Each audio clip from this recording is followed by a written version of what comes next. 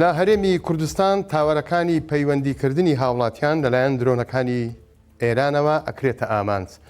داوا لە هاوڵاتیان ئەکرێت بە هیچ شێوەیەک نە تەقە لە درۆنەکان بکەن نە لە کاتی کەوتنیشیان لەیان نزیک ببنەوە. سڵاوتان لێبێت. چەند ڕۆژێکە درۆنەکانی ئێران بە تاوەرەکانی هێڵی پەیوەندیکردنی هاوڵاتیان فێر بوون و ئەمڕۆژ بە 9 درۆن هێرشکرایە چەند تاوەرێک لە سنووری دەربەندی خان و گەرمیان. بە پێی ئەو زانیاریانەی کە 964 لە سەرچاوەیەکی ئەمنیەوە دەستی کەوتووە، 7 درۆن دراون لە شاخی زمناکە و لە ناحیەی مەیدانی سەر بە ئیدارەی گەرمیان. 2 درۆنیش بەرەو شاخی گوڵان و مۆردکا لە سنووری قەزای دەربەندی خان ڕۆیشتون. هەموو هێرشەکانیش بۆ سەر تاوەرەکانی کۆمپانیەکانی بواری پەیوەندی و تەلەفۆن بوون، جگە لە زیانی مادی زیانی گیانیان نەبووە. ئێران ئەو تاوەرانە بە ئامێری سیخوڕی ئەزانێت و پێشتریش لە سنوورەکانی هەڵەبجە و سۆرانە و کارەی کردووە.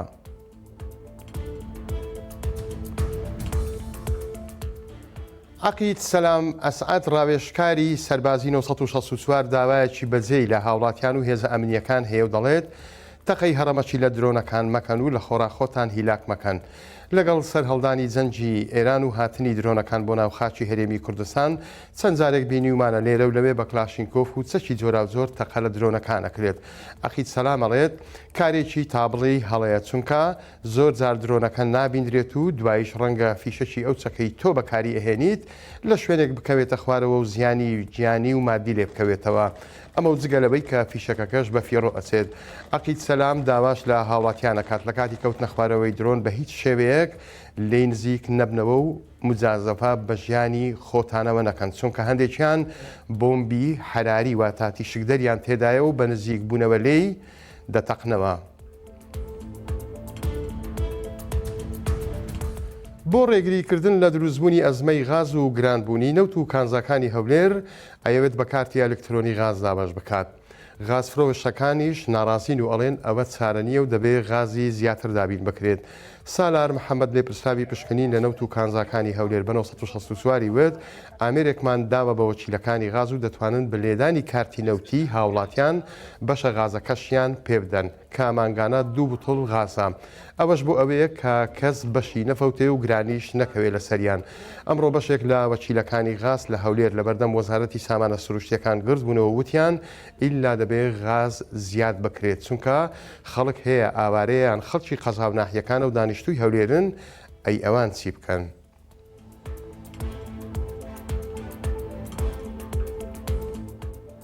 لە سلێمانی کرێکارێک دوای 3 کاتژمێر لە گیان لەدەستدانی پێی زاندراوە. سەدیکای کرێکارانیش گلەیی هەیە و دەڵێت پرۆژەکان بە هیچ شێوەیەک سەلامەت نین و کەم و کوڕیەکانیشان بەلایەنە پەیوەنددارەکان گەیاندووە، بەڵام تاکو ێستا جێبەجێ نەکراوە. ئەو کرێکارەی گیانی لەدەستداوە خەڵکی شاری مووسڵە و بنەتەوە عەرەبە و تەمەنی 20 ساڵە. عوسمان زیندانی سەرۆکی سەندیکای کرێکارانی بیناسازی بە 964 وت هیچ سەلامەتیەک لە پرۆژەکاندانی یە کاتێکیش چوونەتە شوێنی ڕووداوەکەی ئەو گەنجە ناسەلامەتیان لە پرۆژەکە دابینیوە.